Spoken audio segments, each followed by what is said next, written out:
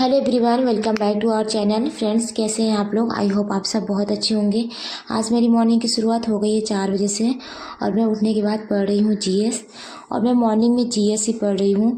जब से सीटेट का एग्ज़ाम ख़त्म हुआ है उसके पहले भी मैं मॉर्निंग में उठती थी तो जीएस ही पढ़ती थी, क्योंकि जीएस पढ़ना बहुत ज़्यादा ज़रूरी है। और मॉर्निंग में वैसे भी गांव में पूरी तरीके से शांति रहती है, किसी की भी आवाज़ नहीं आती है। तो इसीलिए जीएस जब हम मॉर्निंग में पढ़ेंगे तो अच्छे से हमें तैयार हो जाएगा।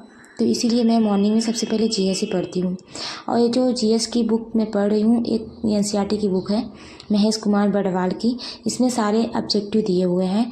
तो ये एक अच्छा रहता है कि अगर आप जीएस किसी भी बुक वगैरह से पढ़ लिए हो तो इसमें प्रैक्टिस सेट करने के लिए ये बहुत अच्छा रहता है। और फ्रेंड्स, अगर आप बिहार के लिए तैयारी कर रहे हो टीचर की 6 to 8 के लिए, या फिर आप किसी भी एग्ज़ाम की तैयारी कर रहे हो, ये एनसीईआरटी की बुक ये जो मैं पढ़ रही हूँ बड़वाल की महेश कुमार, यही बुक ले करके आप लोग इसमें ऑब्जेक्टिव ज़रूर लगा लीजिएगा, क्योंकि ये बिहार में इससे भी क्वेश्चंस बहुत ज़्यादा फंसे हुए हैं। नेक्स्ट टाइम जब एग्ज़ाम हुआ है बिहार का, तो भी मुझे पता है सीटेट में जितने भी लोग क्वालिफाई हो गए होंगे वो बिहार के लिए ही तैयारी कर रहे होंगे।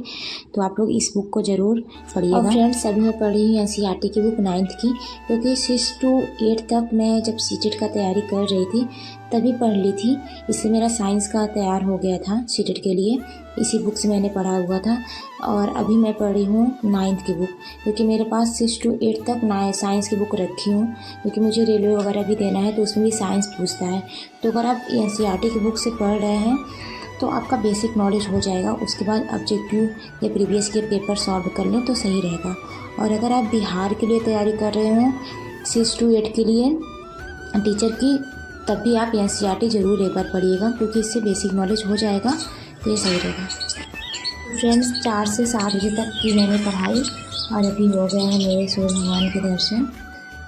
और फ्रेंड्स, अभी मैं जा रही हूँ खाना बनाने, क्योंकि मेरी मम्मी को बाहर का भी काम रहता है, भैंस वगैरह भी खिलाना रहता है। मेरे घर पे भैंस है तो मम्मी वो सब कर देती हैं काम बाहर का। और जो घर का काम रहता है खाना वगैरह बनाना, तो मॉर्निंग का और इवनिंग का खाना मैं ही बना लेती हूँ। और जब मैं बनाती हूँ खाना तो करेंट की क्लास अभी ही ले लेती हूँ गौरव सर का।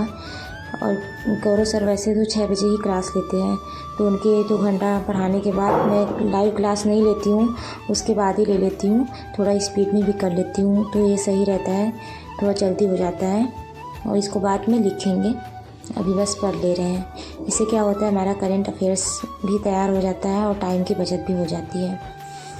फ्रेंड्स, हमारे पास ना चाहे जितना भी काम हो, कितनी भी जिम्मेदारियां क्यों ना हो, उसमें से एक एक टाइम निकाल करके ना हमें अपनी पढ़ाई में अपने लक्ष्य पर लगानी चाहिए। हर एक संभव प्रयास करनी चाहिए अपने लक्ष्य को पाने के लिए, क्योंकि हमारे लिए एक मोटिवेशन है बिहार की, जिन्होंने शादी के 17 साल बाद बिहार पीसीएस निकाला है, उनको रेवेन्यू ऑफिसर के पद का दर्जा मिला हुआ है।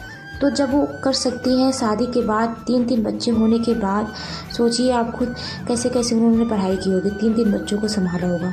तो जब वो कर सकती हैं तो हम क्यों नहीं कर सकते हैं? हम भी कर सकते हैं। हमारे लिए ना वो एक मोटिवेशन है।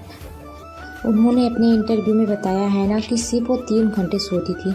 तो सोचिए, अपना लक्ष्य पाने के लिए ना नींद चैन सब त्यागना पड़ता है।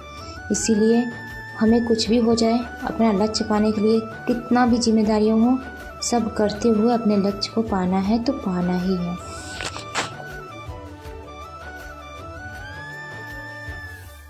और फ्रेंड्स, अभी बज रहे हैं दोपहर के 2, तो खाना वगैरह खा के, जो भी काम वगैरह था करके, नहा करके फिर मैं बैठ गई हूँ पढ़ने के लिए। अभी मैं पढ़ रही हूँ मैथ, और दोपहर में मैं अक्सर मैथ ही लगाती हूँ। तो 2-3 घंटे जो भी टाइम है इसमें मैं मैथ पढ़ लूँगी। रिवीजन जो है वो मैं रात में कर लूँगी। और मैं ऑनलाइन क्लास ले रही हूँ मैथ का, क्योंकि 20 दिनों से जब मैं सीटेट का पढ़ रही थी तो ऑनलाइन क्लास मैं मैथ का ले रही थी पहले, उसको बिल्कुल स्किप कर दिया, छोड़ दिया, पढ़ ही नहीं रही थी। तो अभी 5 दिनों से फिर से मैं स्टार्ट कर दी ऑनलाइन क्लास लेना, जो भी मैं पहले ले रही थी। और ये मैं ऑनलाइन क्लास कॉम्पिटिटिव एग्ज़ाम के लिए ले रही हूँ, जैसे कि मुझे आगे रेलवे, एनटीपीसी और यूपीएसआई देना है, तो उन सब में मेरा ये मैथ काम आएगा। बाकी अगर आपको सीटेट के लिए सिर्फ मैथ पढ़नी है तो आप 6 से लेकर के 8th तक एनसीईआरटी की बुक ले लीजिए, क्योंकि मैं भी इसी से ही पढ़ी हुई हूँ। इससे क्या होगा, आपका बेसिक मैथ तैयार हो जाएगा।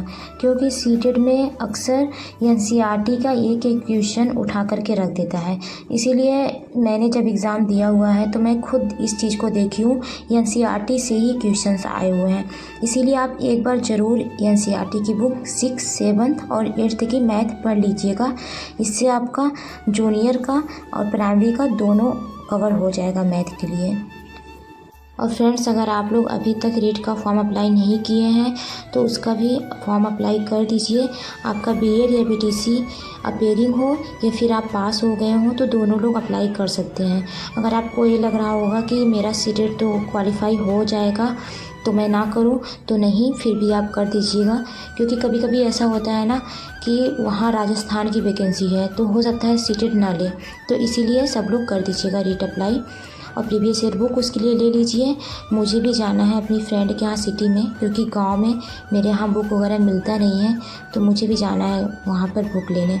तो आप लोग भी प्रीवियस ईयर बुक ले लीजिए अगर रीट का अप्लाई कर रहे हो तो। और फ्रेंड्स, अभी मैं हिंदी पढ़ रही हूँ, क्योंकि रीट का मुझे पेपर देना हो या फिर आगे यूपीएसआई कोई भी पेपर देना हो तो हिंदी उसमें आता ही आता है, कॉमन है, तो इसलिए मैं अभी हिंदी पढ़ रही हूँ और फिर मैं अभी दे रही हूँ टेस्ट। तो thank you so much my dear friend. आज का वीडियो यहीं तक, मिलते हैं नेक्स्ट वीडियो में। Take care.